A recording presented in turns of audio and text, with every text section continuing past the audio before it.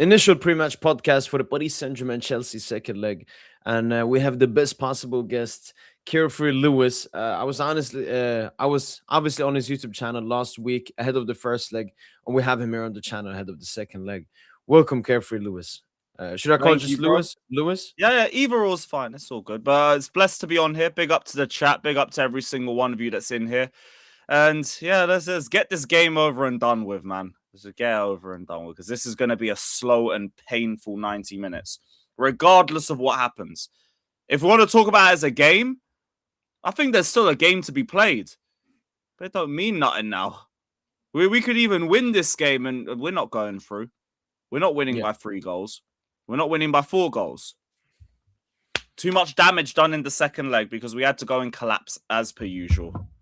Yeah, I mean, I remember you came into the my post-match stream early there in the beginning, and I mentioned my thoughts. It felt like you bottled after that Jurgensen mistake. Like, how much do you put it strictly on the Jurgensen mistake, and like that you let us, get the result after that? Because it was the Jurgensen mistake, and then it was the 2 goals that came after it. I put Jorgensen, like, it's just for that moment. That moment's fucked like a victory. You're not coming back and getting a third goal. Well, you might get a third goal. You're not getting a fourth goal. You're likely losing from that point. It's more Rafinha. A lot of that comes down to Rafinha because, number one, he shouldn't be playing. This guy has had barely any starts for Chelsea this season. When he has started, he's failed to impress. I don't know if you remember last season, there was a whole load of debates about Sanchez and Jorgensen. Sanchez was playing like absolute garbage for us.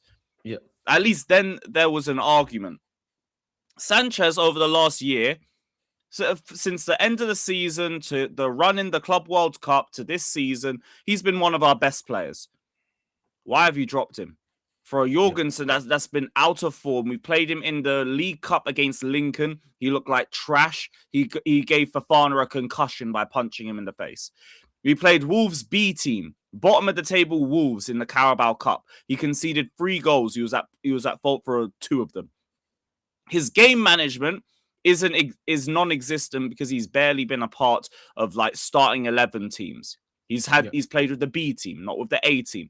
Why have you thrown him into the cauldron that is the Parc des Princes for a must-win Champions League first leg tie? Why? Because he can play out the back. Playing out the back would be lovely if my defenders could play out the back. My defenders cannot play out the back. So when they get the ball and they're getting pressed by your pressing demons up top, the ball's going right back to the goalkeeper and the pressure's just getting pushed further and further back into the team. Yeah. He should not have been on the pitch in the first place. I hold him accountable for his mistakes, and he's a dickhead for not coming to clap the away fans after the game. But he shouldn't have been there. And then that's on the manager. The substitutions, how late the substitutions were, that's also on the manager. We went 3-2 down. He took off our best goal threats to put Lavia on, and then I don't even remember who the other... No, Liam Delap. Liam Delap, the worst striker that I've ever watched in my lifetime supporting Chelsea Football Club. I bring him on while I'm down to the European champions. I could understand Lavia, even though I wouldn't have wanted to see both Palmer and João Pedro come off. I could get maybe you want to just leave it at a 3-2 and take it to the second leg. Whatever, it might be annoying in the moment, but I get it. It's a 2-legged tie. Fine. Tell me why we've gone 4-2 down and he's taken Malo Gusto off and brought on Garnacho. And we're still pressing forward for a goal, like we're trying to get goal difference up, like we're in a relegation battle. All to then go and concede a 5th. And then Rafinha comes out and tells me, you have to remember it's a 2-legged tie. You forgot. You went for a goal at 4-2 down. You decided to drop our goalkeeper like we're playing Paris FC and not Paris Saint Germain. Sanchez is one of our players of the season. Why did you drop him? Is he not a ball-playing goalkeeper? Are we going to pretend he's not now? Just because he'd rather go long? When he goes long, it's game management. You know when to go long. You know when to go short. Jorgensen don't know that because he's not been in this sort of situation before. There's levels to this. And he hasn't got it. So in terms of Jorgensen, yeah, like if you're going to look at all the players on the pitch, he plays his part. He should not have been there. And that's why I'm looking at Rafinha. He's lost so many points from me over the last week because he's thrown the entire tie away with his horrific way that he managed that first leg. I mean, Jurgensen before the mistake had a bunch of good, when he was in pressure. I remember Barcola pressing him, but the first time it worked, second time it worked, and then third time it just didn't work. Yeah. Did you feel like that before the game? Like, oh, why is Jurgensen starting? This might come back and cost us. Yeah, I thought this is the only thing in the lineup that I don't get. Everything else made sense. We set up very similar to the way that we did in the Club World Cup final, but the goalkeepers change. And you think, all right, cool, we'll go with it because everything else is all right. We'll go with it. Yeah. But it still come back to cost us. Because, yeah, look, he might be a better short passer. Lovely. The aim of being a goalkeeper is to keep the ball out of the net. The third goal is your fault. The fourth goal is a lovely finish from Kvaratskhelia. But I will debate that I think Sanchez gets a hand to that.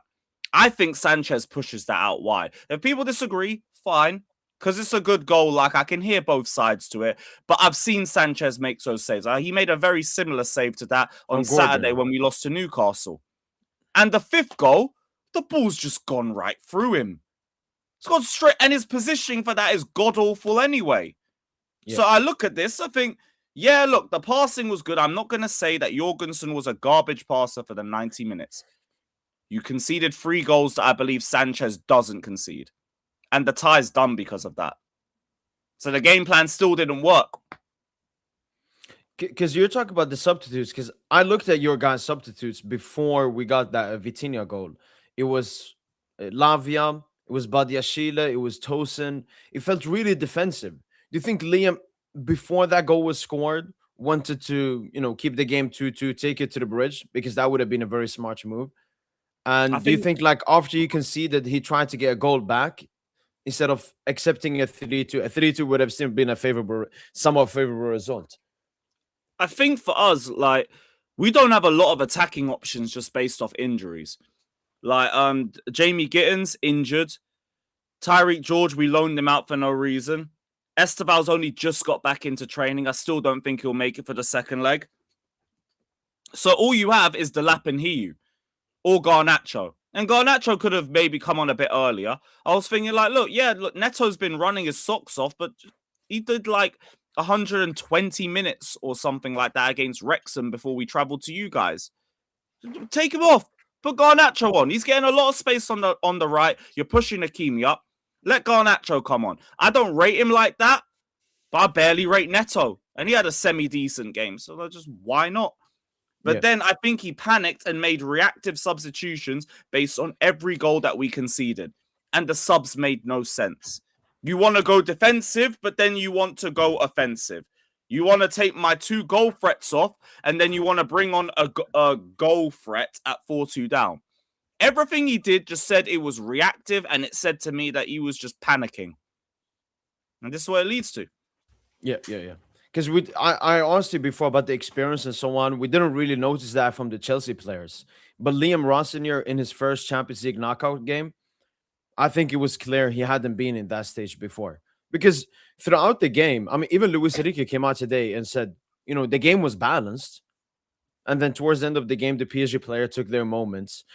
And you guys also failed to take some of your moments. I remember at the beginning of the game, you took that quick throw-in, Reece James with a good cross, and both Pedro got a touch on it, but it wasn't enough. And then Pedro Neto missed it. And then obviously the major one is the Palmer chance, right ahead of Dembele goal. Do you think you had missed chances? Because we created only 0.98 XG.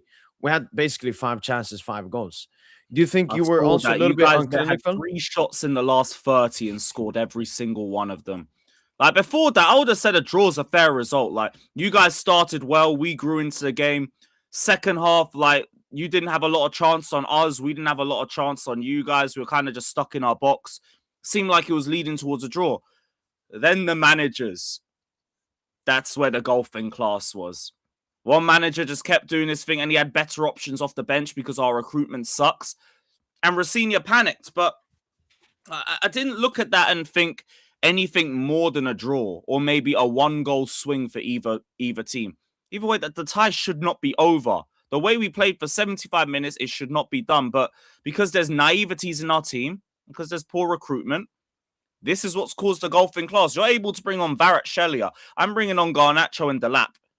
There's just there's levels to this.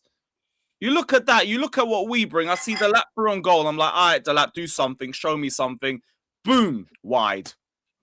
Not even on target. Lovely. Great. Concede off our next attack. We had a couple chances in the first half, but the only one that really annoyed me was Palmer's. I feel like Palmer could have taken his one better just before Dembele ran the length of the pitch and bagged his goal. Because then, like, you get such a varying range of emotions in 10 seconds. This close to bagging a second, boom, just conceded a second. Just like that. I've seen some Chelsea fans cook or critique Caicedo on that move. What's your thoughts on it? I mean, for me, he just tried to get the ball. Hakimi got there ahead of him. Yeah, like, he missed the interception. And look, if you want to be critical of him, because I view him as an elite midfielder, one of the best in the world, you can. I don't mind it. But the main culprit is Chalobah. Chalobah gets done way too easily. And because he's stepped out as well, now Fofana's just there by himself.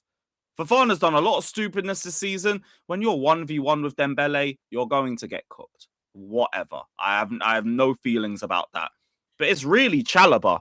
Like, Caicedo's one you just look at for a standard. Like, you expect him to make that interception. He doesn't make that interception. But nah, I'm not directly looking at him. You talked before about that if Sanchez was in goal, he could have maybe saved 3 of the goals he conceded. I saw a lot of critique as well on Jorgensen for that Dembele goal. That he tried to go saving it with his leg instead of his hands. You have any critique there? Even then, like, he was like judging Dembele a bit as well, because he's moving from left to right. He's trying to turn Fofana and then create the angle for him to have the shot. Nah, not really. I look at Dembele in that sort of position. I kind of expect Dembele to score. He's the Ballon d'Or winner. That's why I think that we're just overlooking it. There's 3 goals straight after that are way more criminal than that one. That one's, you got to be annoyed at the build-up. And what do you think of PSG? Was there any surprises, negatively or positively, from what you expected before the game? Not really. Because I thought it would be an even matchup. And for the most part, it was. You had your moments in the game. We had our moments in the game. I didn't really find myself that shocked. Like, you were going to have one potential X factor off the bench out of your 4 players. I didn't think you'd start all 4 of them. You had one. It was Kvaratskhelia. Nah, genuinely, like, PSG played exactly how I thought PSG played. Although the only thing I'd say is I didn't think we'd minimize you to that little shots. I didn't expect that. But it still didn't mean nothing. So, I mean, we talked about it before in the podcast on your channel about the bozo moments from both teams. We've discussed the Chelsea bozo moments from Jorgensen and so on, but PSG as well. The first goal, Nuno Mendes leaving Gusto on an island. And then for the second goal, Desiree Doué reading the ball not well. Nuno Mendes not making a good pass. Does that give you confidence going into the second leg that it's not that hard to score goals against this PSG team? Unlike last season. Last season, we went to the Emirates and Anfield, conceded 0 goals. I don't think we would do that this season. Nah, brother, I've got nothing left. Confidence. Where? Bro, I think we can score in the second leg. There's even an outside chance for victory. It's so meaningless. It don't mean nothing. Yeah, well, like, we're able to catch you out in some moments. I didn't think you'd keep a clean sheet. I thought there'd be goals on both sides. But we're in a position now where no matter what we do, it means nothing. Like, if we get an early goal, maybe get into halftime in a 2-0 lead, I might start having some belief. But more often than not, it's not about, like, breaching your back line. It's about R1. Our centre-backs are so moronic. It's insane. Like, we're lucky Jorgensen's got a groin issue, which I think is a whole load of bollocks, by the way. That's just Rossini realizing, yeah, I screwed up. I need to protect him and also protect myself. So you're going to pretend that you're injured, and then we'll see you at Port Vale. No, reality, this is what happens when you don't believe in a number 1 goalkeeper, which is what he said. But, yeah, look, there's belief I can get a victory in this game. Very little, because I still think my defense would screw it up, even if we do have a good game going forward. But it don't mean nothing. It don't mean, and even then, like, I'm even less sure of our defense now, because Reese is out and Gusto might be out. So I might be playing Caicedo at right back, or I might be playing Josh Achimpong at right back. It's just curtains. I genuinely just want this game over and done with, because whatever happens is straight pointless. If we win, I'm going to be even more pissed about the first leg. If we lose, we're done anyway. I don't want to make like a straight comparison because it's a little bit different, but do you feel a little bit like Liverpool fans felt at this point of the season as well? Because, I mean, they still went on, obviously, to win the Premier League, but they lost against PSG. Then they lost the Carabao Cup final versus Newcastle. So everything was done apart from their Premier League season. Do you feel like, obviously, you lost against Newcastle as well. Now you got to compete for that top 5 Champions League spot for last season. Do you think this week was that, like, detrimentally negative just from 2 games and a potential third one coming in as well? Yeah, I'd say at least Liverpool had a prem that they were looking forward to. I've said all year I don't care about a top 4 race. Chelsea will not force me to care about top 4 like last season. Because this time last year, they were telling us top 4 and being in the World Cup was going to be massive for us in terms of bringing in good quality players. They brought me Delap, they brought me Gittins, they brought me Garnacho, they got me Buonanotte, who didn't even last here for 6 months before he got sent back to Brighton, and then sent to Leeds, and now they don't start him and he barely makes their bench because he's garbage. This was what we got for making top 4 and not just being in the World Cup, winning it when we weren't expected to win it. Yeah. Now, we're in top 4 again. I think we'll still make top 4, top 5. Lovely. Great. But my season's done. I'll watch the games because I'm a Chelsea fan. I'll always be invested. I want Chelsea to win. I'm not asked. And if we don't get top 5, we deserve it. Because of the lack of preparation that we've made for this season, with the fact that we had everything in our hands to prepare for it. We ignored Enzo Maresca's demands for a centre-back. We let him go because we micromanaged the crap out of him, ignored his demands, and then gave our sporting directors a pat on the back and a new contract instead of him for getting his achievements. Now, we've got Liam Rosinha, who's proved absolutely nothing, and we may or may not get top 5. You lot have just trashed the entire season, and I'm meant to care about top 5? We should be in a title race. Clear Lake have been here for 4 years. They've spent 1.4 billion. My only attacking options are Delap and Mark Hiu. Delap is useless. He might as well be a wrestler.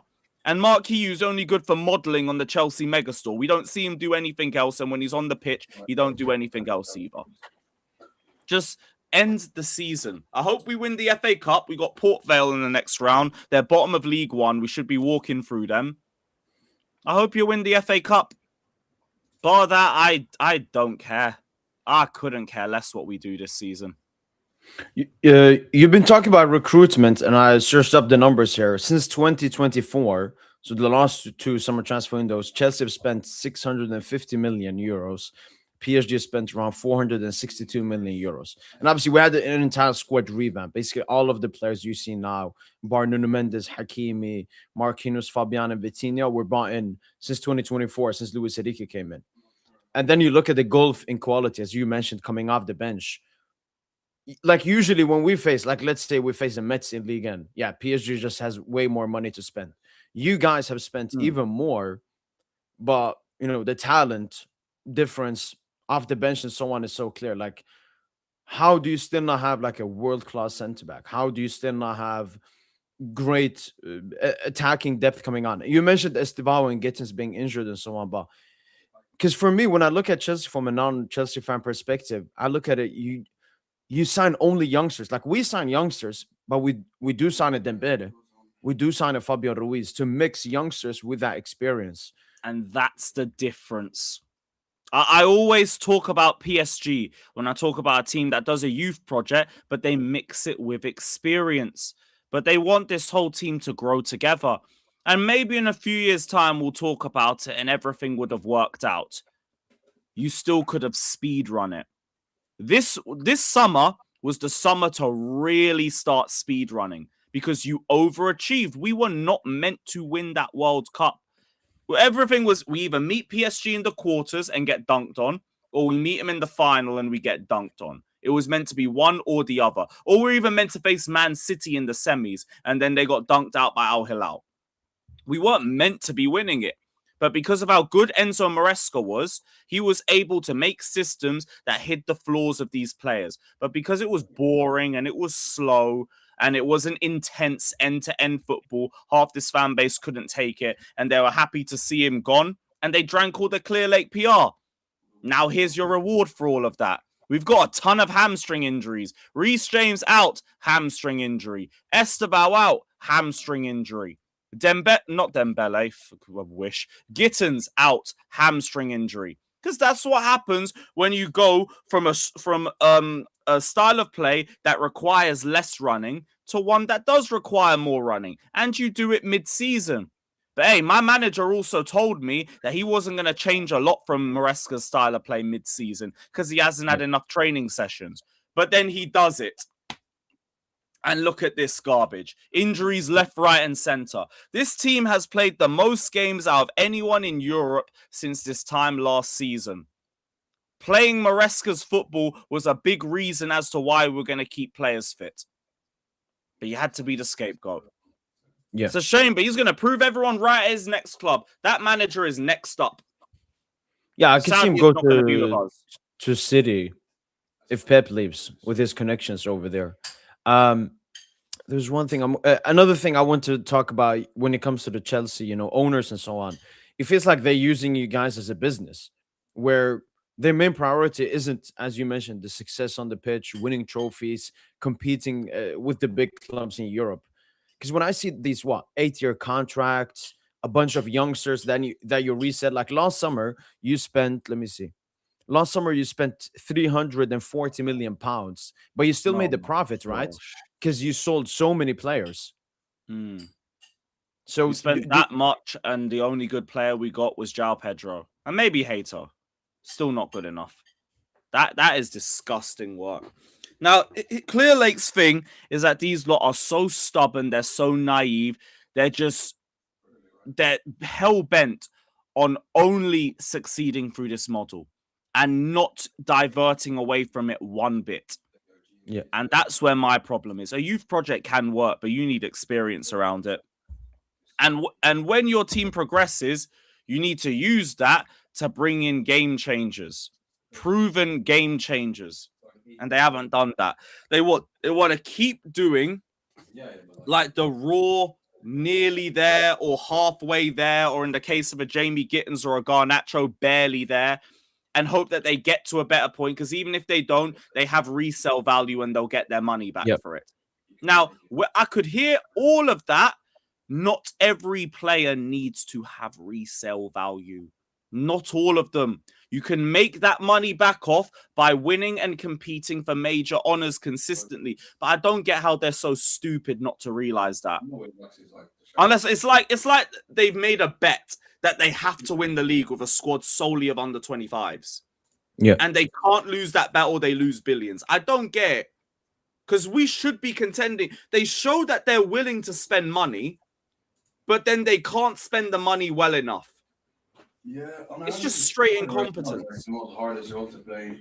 Okay, you've been propping up Maresca, covering up, the weaknesses tactically. But I think he was, even though he wasn't that much experienced, he nearly felt like an experienced manager, knowing what he was gonna do. So you had a young squad with an experienced manager. It somewhat worked. Now you have an unexperienced manager with an unexperienced squad. Is everyone supposed to work together up? I don't understand who is supposed to be the teacher, who's supposed to be the leader of this current Chelsea team. But again, I think Maresca got sacked not for footballing reasons, just like Thomas Tuchel. Same. Do you agree with that? Criticized the ownership. There was a lot of back and forths when our form dropped. He was getting micromanaged. I think specifically something happened after the Leeds game. Because after the Leeds game, he stopped wearing Chelsea gear in the dugout. He always would wear like the tracksuit or like the Chelsea coat. Weren't wearing none of that from that point on. Now, I think what happened was the summer, Levi Colwill got injured. You know, you're talking about the world-class centre-back. They're banking on Levi Colwill and Fofana being that world-class centre-back pairing. Colwill got injured, out for the season, and Maresca said, I need a centre-back. We need to go for the title now. And they told him, you have internal solutions. You have Josh Achimpong. You have Tosin. You have Chalobah. You have Badiashile. All of these meaty centre-backs. They said, make that work. It proceeded to not work. And all season, we've had problems at the back and centre-backs being morons. And then Maresca starts getting the blame for it. Instead of the sporting directors who got a 6-year contract off us winning the World Cup.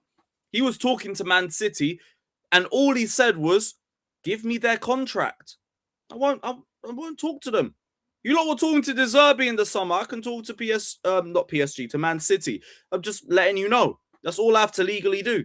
Just give me a contract extension. They didn't do it, and they just started blaming him. So eventually, he was just like, fuck this. Fuck this. I have overachieved here, and I've got given no grace for it.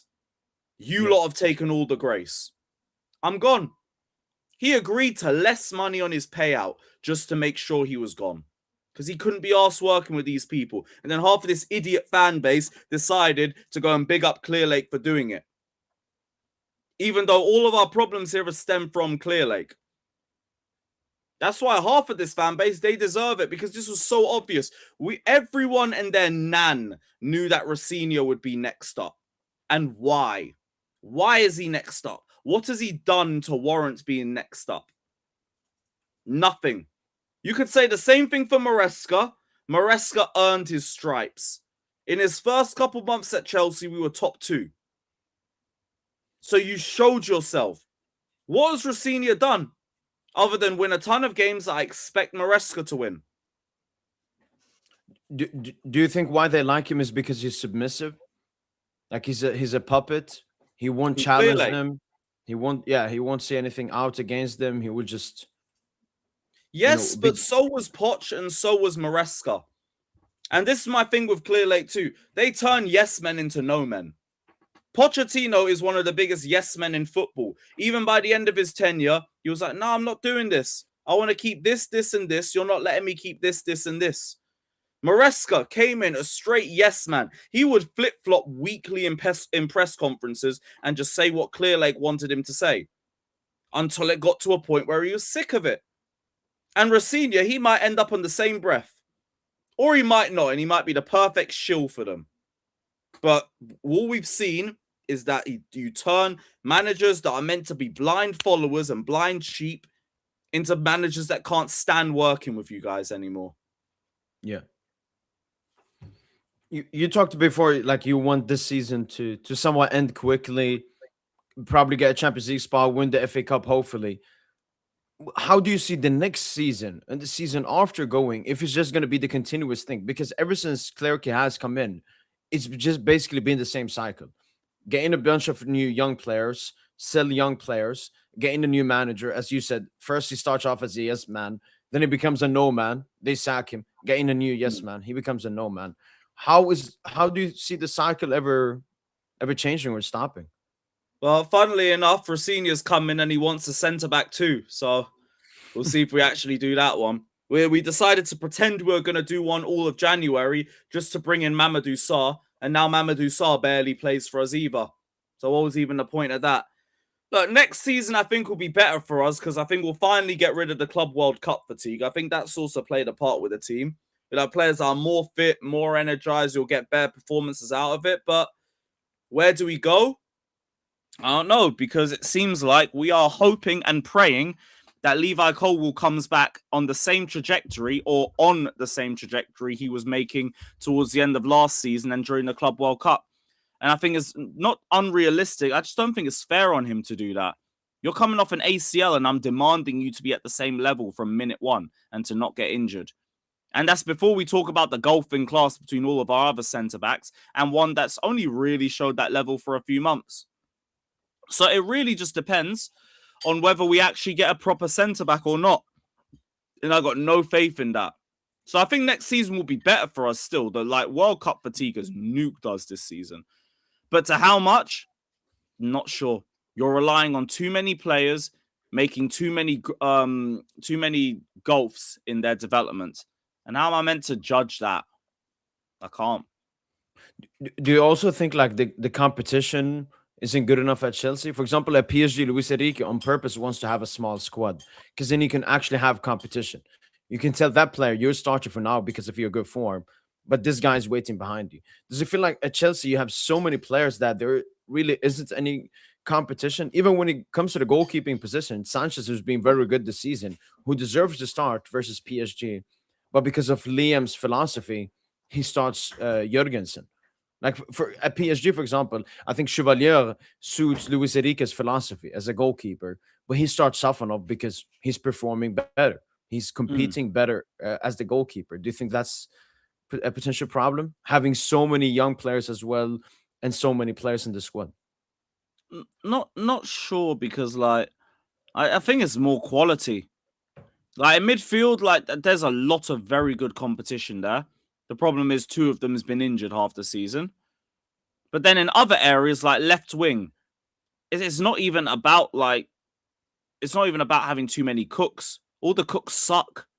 I wouldn't want any of them in my kitchen. If we come out with João Pedro, it's Liam Delap. He sucks. I wouldn't want him in my kitchen. That's the problem. Like there's not too many players with us. I wouldn't even say that.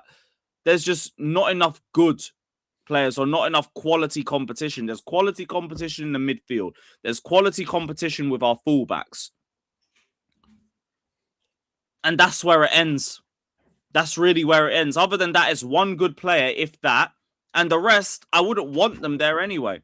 So I'd say like probably a lack of competition in certain areas, if anything. That's a real problem. Like you don't even know who's your starter left winger. You know that both are maybe bench player quality. Garnacho's a good backup. Pedro Neto's a good backup, but neither of them is like an actual good starter. Same I'm hoping we can get one of them on a good day. That's all I can really hope for with them. I'd play Esteval at left wing. He's not even a left winger. And he's shown me better left wing performances. Yeah, the problem is you spent too much on players that have no quality, or you're just like hoping and wishing a good player into them. And that doesn't work. It just doesn't work. Esteval, he's 18 years old, but you watch him, you can tell there's a quality player there. You can tell you just got to give him minutes. João Pedro walked in and immediately raised the level up top. Yep. Liam Delap during the Club World Cup, there was real questions as to whether he starts over Nicholas Jackson or not. And the only reason why people were saying Delap was just because Jackson was getting too many reds. We didn't realize how much of a wrestler Liam Delap actually is. João Pedro came in and immediately was neither of you two. Neither of you two are starting. João Pedro's starting. That's the difference when you get players who are levels.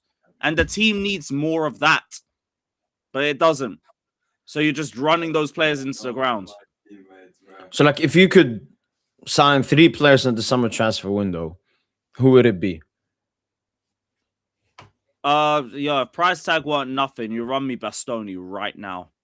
Right now. Makes sense, yeah. That would be fucking incredible. I wanted Kvaratskhelia while he was at Napoli. That was my dream left wing signing. I said it's the closest player that I've seen to Eden Hazard since Eden Hazard. 120k a week. Bring me that right now. And probably a high quality goalkeeper. Potentially, because I get the debates of whether Sanchez is actually good enough to take us to a league title or not, but it's nowhere near Jorgensen, nowhere near it. So I'll probably say a high quality goalkeeper. I wanted John Garcia last year. That's kind of gone now, but if I could, I'd wheel him to the bridge because he can play out the back as well. I remember you was linked with Maignan in the summer, and he would have made good sense. He's like in the peak years, massive experience with the French national team in the World Cup, in the Euros as well. He's got no resale value though, so we only valued them at 8 million. They wanted 20 million. How dare they? 20 million for Mike Mignon. What a horrible fee to deal with. Nah, we're gonna go and we're gonna buy Jamie Gittins for 55 million. We're going to go do that instead. I'm going to spend another 40 million off on another left winger. Yeah, we got Tyreek George, who looks better than both of them. But no, we're going to spend 90 million on left wingers and just neglect our goalkeeper. Lovely. This is life on the clear lake. This is why I don't care if we get top 4 or not. You lot have shown you're too incompetent with our money. So what's the point? If we don't get top 5, big whoop, I'll be in the Europa League. We'll piss the Europa League and I'll go Frankfurt for the final. I don't care. I want to see trophies. I want to see success.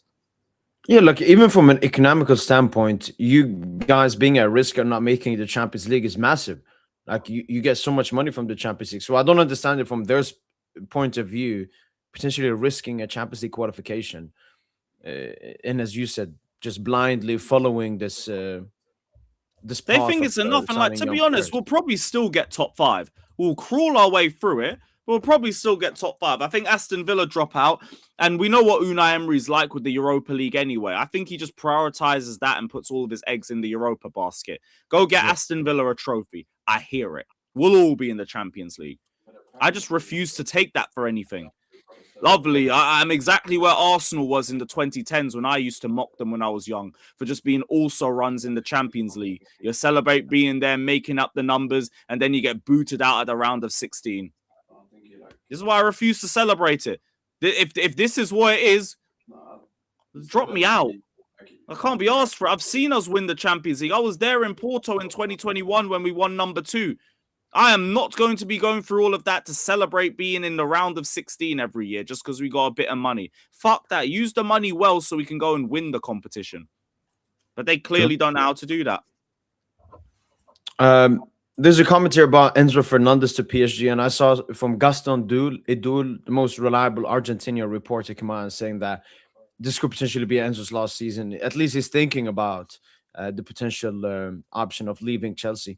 Do you think, like, if you guys continue this way, your best players, your older players, are going to start by thinking, about that the grass is greener at some other place? Mostly Enzo Fernandez, Cole Palmer, maybe Caicedo as well.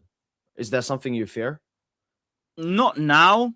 Even this summer with the Enzo Fernandez rumors, I don't really think there's too much of that. Unless it would be a byproduct of us not making Champions League and like needing to sell a player or something. I don't think there's anything from Enzo's side that's pushing him to leave.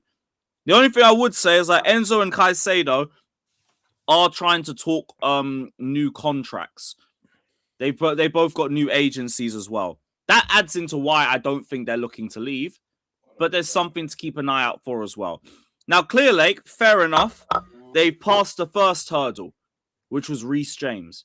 I was like, ain't no way I dare you let Reece James leave this football club. You are going to see riots that you have never seen in England before in your life. But they were able to re-sign him. They kept him in the team. Cool. I now have confidence that they will keep Enzo Fernandez. They will keep Caicedo. They'll re-sign both of them because they're all locked in for the long haul. And that means that they believe in the idea that they're building a team that's ready in a few years to win the league. So as long as you sort them out financially, which doesn't sound like it would be too hard to do with them, I don't really expect any of that. Now, in a year or two's time or 3, if we're still not competing for major honors, I expect all of them to go. All of them. And then we just start again. Still too soon for me right now. Going in more into the second leg and overall all the second legs, I previously made the video, Will Chelsea come back? And I went through all the 3-goal deficits that have happened in the Champions League knockout stages. Only 4 times in the history has teams gone through. Deportivo La Coruña in 03-04 versus AC Milan, Barcelona versus PSG, Liverpool versus Barca, and Roma versus Barca.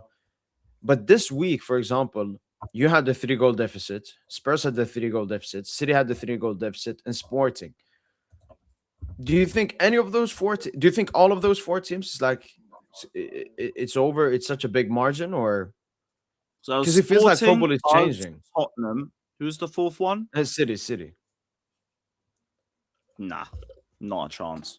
Not a chance. I'm glad City again knocked out as well. They got a title race they need to salvage, and if not, they can get knocked out anyway, just out of spite. Bodo Glimt, I don't see them dropping that.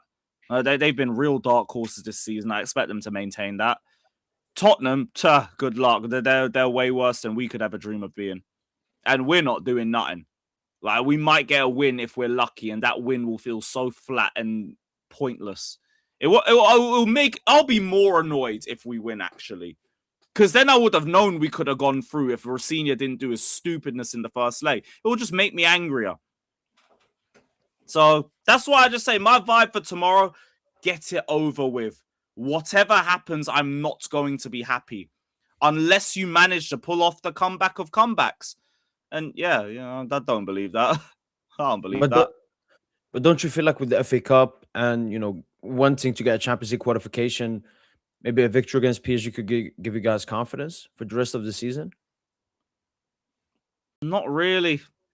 Not really, because look, we've had good victories, and then we've still dropped off the back of our own incompetence. So I just don't think it would change that. You can have a confidence-building victory, and I don't see it lead to anything. Like, we got Everton next. We might fuck that one up afterwards. We are like the most self-destructive team in Europe. That's what I've been calling us. So a victory wouldn't do anything. It would just allow us to be shameless and say, yeah, we're 2-1 up on PSG in games in the last year. Lovely. Lovely. That means a lot to me. I don't think it does anything, in all honesty, bro. Look at Barca, for example. They didn't fully come back versus Atletico, but that 3-0, it's enough to potentially propel them for the La Liga and go as far as possible in the Champions League. Yeah, but they've got major honors that they're still looking to compete with. We haven't got that. Like, for us, it's a top 4 race, and they've done top 4 again. You did that last season. You shouldn't need confidence for that. Hell, like, bro, the league is so shit that you only need a couple of victories. I know you'll probably will get them. I can't tell you what games, but they'll probably get them. Because they don't know when they want to show up, but they'll show up at the most random of opportunities. I could see us lose to you lot again, draw to Everton, and then just go and beat Man City at home. Just because why not? We make no sense. So we'll make top 4. I don't think we'll do anything for our confidence, but yeah, look, this is just me wanting the season over and done with. Like, these guys have done nothing but disappoint me. Every time I've had any bit of belief for a team where I'm like, Newcastle, they ain't got any of their midfielders. We gotta be winning this one. 1-0 loss. We barely laid a glove on them, and they just walked through our midfield for the goal. They don't have a midfield. Yeah. They brought in all their bench players. Leeds should be beating Leeds. You don't. Burnley at home. That should be such an easy win. I'm not even going to bother doing a preview. We get a red card, fuck it up. You never know when we're just going to explode and just self-destruct. So, but you talk about this unpredictability. Maybe you do something unpredictable tomorrow? What? The comeback? Not a chance, man. Not a chance. I can't even get giddy with the thought of it because it's just so unrealistic to me.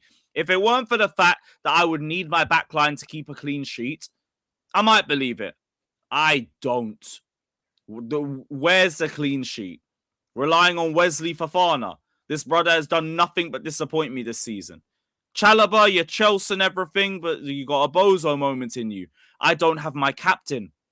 I don't even have my backup right back. Nah, it's curtains. It's curtains. We could score. We could even run the argument that we could score 3 goals. We could even do that. We're not keeping a clean sheet. We're not conceding enough for us to go through and for that to mean anything. It's just not happening. The most you'll do is you'll give us a game because you've got everybody rest on the weekend. But that also worries me because I'm thinking your players are just going to have the Club World Cup final etched in the back of your head. And you're thinking, yeah, they played 9 of their players on Saturday and they lost. We're going to clart them for 90 minutes. You don't have to stop. You're not resting for anything. You've had your rest. You could just run through and take the piss. If you lot bag an early goal, dark 90 minutes. Yeah, I definitely agree that even I made a recent video, like, I want us to win this game. For me, it's not about going through. For me, it's about somewhat fulfilling the revenge of what happened in the Club World Cup final, beating you guys twice and potentially winning back-to-back, would be a little bit of revenge. Do you think PSG can go back-to-back? Absolutely. I'm not expecting us to win. I'll just celebrate the fact that I was able to shift my ticket. I didn't think I was going to be able to get to do it. Everybody and their nan was doing it. Like, we're not... I see you lot winning this one. Even if I think it can go either way, I think we'll fuck it up. Because all that's happened this season, when I've thought that Chelsea could like just stay composed for 90 minutes, they've dropped the ball. They've self-destructed. So why should I not expect it again this time? If we end up coming back and winning from tomorrow, I might just wrap up ever talking about Chelsea in a preview. Because I can't predict a damn thing with you lot. But I expect it to be done. I expect you lot to win. So could you see then Chelsea play really great? PSG sometimes, in away games, we saw versus Villa. We even had some tough moments versus Liverpool at Anfield last season. And obviously last season we were better defensively than this season. So could you see Chelsea taking a 2-0 lead, 50th minute, and then start pushing for that third goal and then, battling it, losing it towards the end of the game? Or how do you predict the game to go? Is it PSG score first, Chelsea score first? Chelsea push forward early and probably concede first as a result of it. Then we might hold another 2 or 3. We'll get a goal as well. And yeah, it's just a dark, slow, and painful 90 minutes while we're all begging for the game to be over. I haven't been this defeated going into a game in years, but this is where we are. I just think if you get an early goal, you're taking the entire sting and any remaining little crumb of belief. The fans might get a bit up for it in the last 10 minutes before the game because now the mood's lifting and everything. Nah, I think you get an early goal. I remember the last time we played you lot and we were 2-1 down on aggregate and we were all getting up for it because that's a much more tighter tie to work with. You played Kennedy at left back and all he did was just bomb forwards out of position the entire time. And I was just shouting at him from the family stand, stay at left back, stay at left back. You lot ran down that side, got a cut back, Rabiot scored, tie done. I think it'll just be similar to that. It just might be on our right side this time because we don't have a right back. I don't know, I can see PSG winning. I'm confident we can go there and win. But I think the game will be much tougher. I don't see us getting this 3-1 comfortable victory. If we get a victory, we're really tight. We must score, a goal towards the end of the game just to cap off the victory. Because let's say the game is 2-2, 85th minute. You guys know it's basically over. We might get the winner at the end. That's how I'm seeing the game. But I think you guys will put us in very uncomfortable positions and tough positions. Because think about it, we are 3 goals up. That means we're going to be comfortable. We're going to be complacent. We're going to be arrogant. Just like we saw versus Aston Villa last season. We're up 5-1 and we let Villa come back into the game. I think we'll try to defend the first 20 minutes. You were there the first, with Villa, but I think you would approach this game differently now, just because you've approached that sort of scenario as well. True. You guys will have the Club World Cup in the back of your heads, and I don't think you'll be complacent because of that. Because you lot would have probably approached the Club World Cup final complacent anyway, because everybody expected you to just whoosh us in that game. Yeah. So I don't think you'll fall for that trap again. I don't think you will. I think you'll come in well-drilled. You'll come in intelligent. And you're going to put all the impetus on us because it is all on us. Yeah, I think the tactic from us should be let you guys have the ball, try to do whatever you can, and then transition, counterattack. That's our game as well. I remember that's what we did versus Villa. Our 2 goals away both came from lightning quick counterattacks. Yeah, and our structure defensively looks so messy under Rosenior. It is just going to be a matter of time. Maresca had us look very good defensively, even with centre-backs that I didn't rate. Because the style of play, because of how much we control the ball, you minimize the amount of chance on your goal. I don't think that's the same with Rosenior. I don't really trust him defensively like that. Yeah. And after the last week, I barely trust him at all. So I really think it's a matter of time for you lot for when you get your goal. And when you get your goal, I think that'll be the tie done. How do you think Chelsea players and managers going in? I saw Joao Pedro said We scored 3 versus PSG in the Club World Cup final. We can do it again. Reece James obviously was going to miss the game, but he also said, we're going in confidently. We can do something. Do you think Chelsea players are potentially as defeated as most Chelsea fans, or do They they have still to get believe? up for it. And I feel like these football players, like at an elite level, you kind of have to have that sort of like crazy, near deluded level of positivity going into a game like that, because you have to get yourself up for it. You're going to be there for the 90 minutes. You need to believe that you can do it. And they have to get the fans up for it too. So I think they believe in it, but does that mean anything? I expect that. You're playing for Chelsea Football Club. You're playing in the Champions League. You're going to expect to get yourself up for it. But from us, because we have the privilege of being able to look from the outside in, we're fucked. In no other uncertain terms, we're done. We're done. We're not coming back now. You've done too much damage in the last 15 minutes. All you had to do was compose yourself and take maybe a 3-2 loss. And then cool, everybody would be up for this second leg. There'd be so much more like energy going into this game. Now it's just like, nah, you fucked it. You've just wasted our time. You've wasted everybody's time. And let's go into the unlikely scenario of you guys actually doing it. Do you think any change will come? Do you think it will be us, maybe have a little bit of a romantic run, maybe lose to Bayern in the semis, and then go back to the same thing? Is it just going to be like the Club World Cup final, a massive victory, If but we were won't to really come change back anything? against you guys, I think we could do one of Liverpool or Galatasaray. Whichever one we played, I think we could do them. Then you get to the semis, and you're likely playing Bayern Munich. Probably curtains there. It's probably curtains. I can't envision us doing Bayern over 2 legs. Not with these bozos at the back. Real Madrid, maybe. Because Real Madrid have a habit of looking very inconsistent. And they're like the king of moments. If you can minimize those moments, maybe you could do something against them. I'd fancy us a bit more against Madrid. They don't look amazing. Bayern do. And we've already played Bayern. And they showed us levels from 30 minutes onwards. So, yeah, probably a semis push. But if we were to get through tomorrow, I think we get through the quarters as well. Yeah. Yeah, even for me, when I went into the knockout stage, I knew that the Chelsea game was going to be tougher than the quarterfinal leg. Just like last season, where Liverpool was tougher than Villa. And if you went through all the way to the final, how would the Champions League final versus Arsenal feel? Potentially stopping them from winning their first, winning your third on them as well? That would either be the greatest day or the worst day of my life. There would be no in between. Like that, it would be so Chelsea if that would be where our head-to-head record finally gets killed. Because I'm sick to death of not beating these, man. I know half the fan base would be petrified of it, like this Chelsea versus that Arsenal.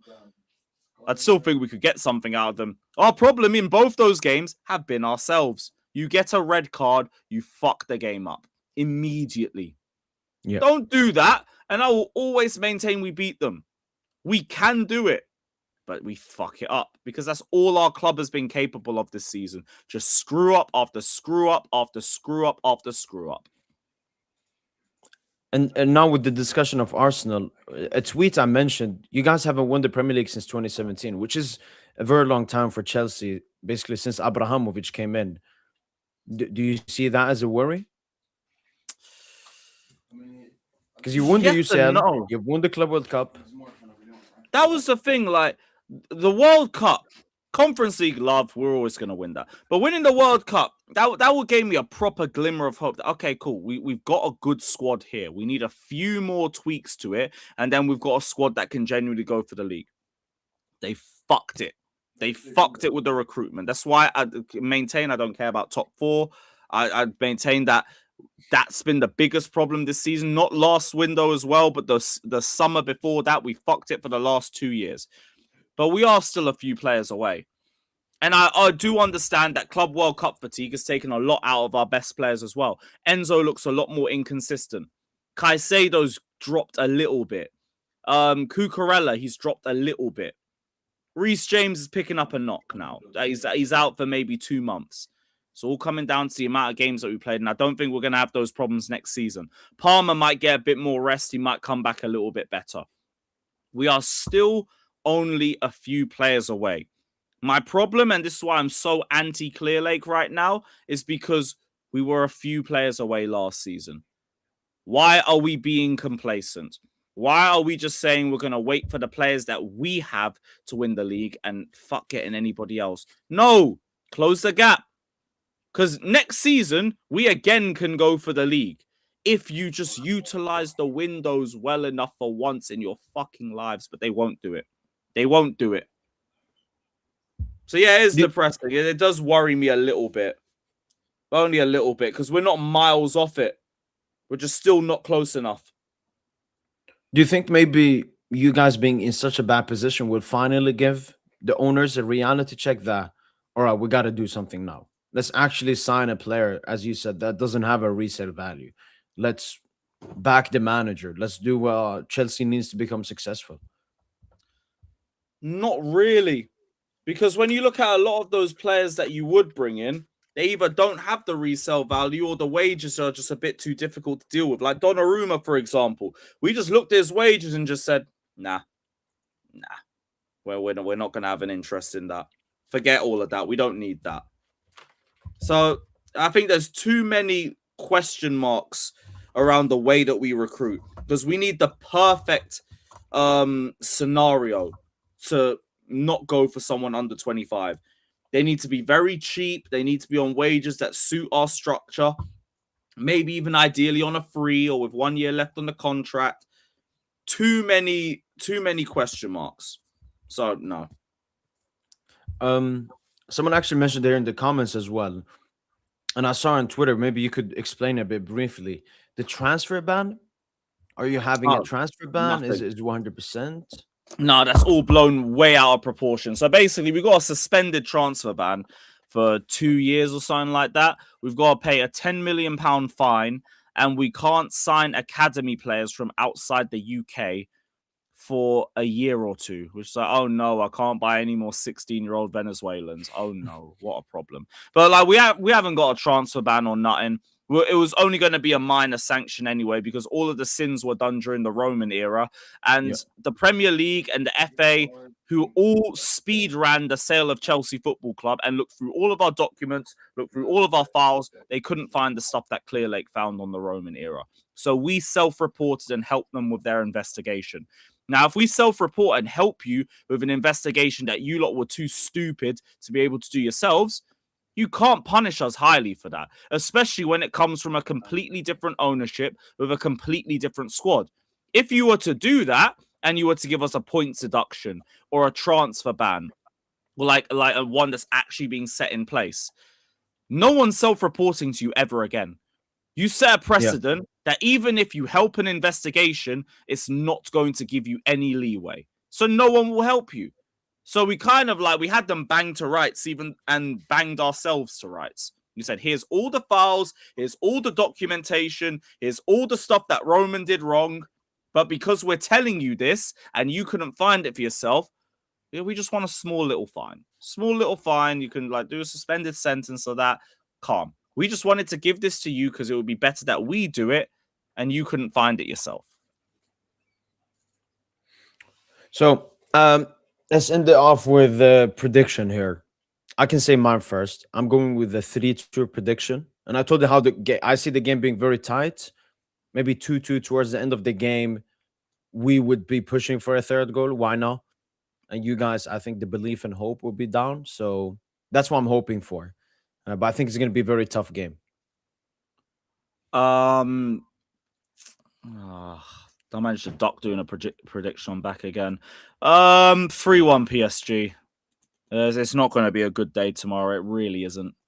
You guys will get another win. You guys are going to be up for this one. I don't think you'll come into the game complacent.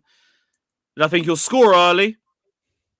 You might get a second, then we'll get another one, then you get a third, and just this whole humiliation ritual will be over and done with.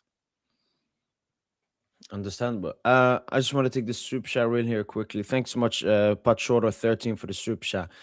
I've seen this one, but I haven't understood it. Maybe you can help me. So Danhausen. Danhausen is a WWE wrestler who basically goes around cursing people. He's like, "You're Okay. cursed," and like saying we've got cursed. Thing is, it's not Danhausen. We've been cursed for 4 years, man. It is the UK government. Fuck them, man. Big up Pachara though. He's one of my regulars. Okay. Thanks so much for the super chat, man. Massively appreciate it. Um, but yeah, Lewis, it's been an honor having you on my YouTube channel. It was an honor being An on honor your have YouTube for jumping channel. on as well, man. Appreciate you, bro. I hope you get a little bit more optimism. A little bit. You're gonna go to the game, right? Oh no! I sold my ticket Oh, today, you man. son. There's no hope. I put too much money down in Paris, and even in the best case scenario, we end up coming back. I'm putting that money towards the next European away. So yeah, I need that. All right. I mean, obviously, your team is my opponent, so I don't want Chelsea to go through or something. But I'm expecting a great game, and I hope Chelsea plays good so we get tested. I want us to be tested. I don't want this to be like the game that you're predicting. It would be, a little bit of a easy game from us. I want it to be. Even Dembele in the press conference mentioned, this is a game of resilience. We're going to be suffering in many moments. This game, Chelsea Stadium, it's compact, it's tight. You're going to make it into a dual game, which is more of your strength, less of our Mhm. strength. We'll obviously have the transition and counterattack because you will play a bit more desperately, needing 3 goals. So yeah, I hope for a great game. And even in the worst case scenario for us that we still go through, but you guys win 4-2, I still think you should try to use that to just end the season in a better note. And I hear it. It is just gonna hurt so much if that's the scoreline, because it's just gonna mean we could have gone through. I get what I you're know. saying, though. I understand it. But like, this season's just been way too depressing for me to like really take in what you're saying and just be like, yeah, I'm with you. I'm just too emotional with this stuff right now. Like if this had happened last season, it would have been, I guess, more okay for you. But it's more that you ended last season well, won the Conference League, got the top four, got the Club World Cup. You're supposed to Yeah. continue that momentum. But if it's nearly like a backward Yeah, step, we played each other this time last year, Maresca's first season. We're in the Champions League and we got bopped the first leg. I'd be like, look, okay, we kind of fucked up by losing this much, but I wouldn't have expected to have gone through. This game, so I wouldn't even say expected, but I believe we can. I think there's a good, fair opportunity of both sides going through if we look at it before the first leg. It shouldn't have been that. It should never have been a 5-2. you don't see a potential where maybe PSG does similar mistakes as you saw. We made 2 mistakes for the goals. Maybe we give you guys 2 goals quickly, and then bomb. You only need 1 goal to come back. And then it's our centre backs, man. We both got centre back problems. We both got defensive issues. So I'll see us score. Regardless what happens yesterday, we'll score. We're going to screw up at the back at one point, especially with the way Rafinha sets us up. I just cannot see us be that good enough defensively. I could see us be good enough offensively. I could see us win the midfield battle. I cannot see us be defensively solid enough to turn this around. And last thing about Palmer, how do you feel about his first game? And he needs to be big, obviously, for you guys tomorrow. Yeah, look, I don't know where the Cole Palmer I know's gone. I know he'll come back sooner or later. It's probably partly down to the groin strains and everything. I hear all of it. He is not playing to the Cole Palmer that we know, and I don't know if I'm gonna see that Palmer next tomorrow either. So like we know his level. I don't think that's ever actually going to drop, but I don't think you're gonna see that level tomorrow either. We'll see. We'll see. I mean, Luis Enrique did a great tactic.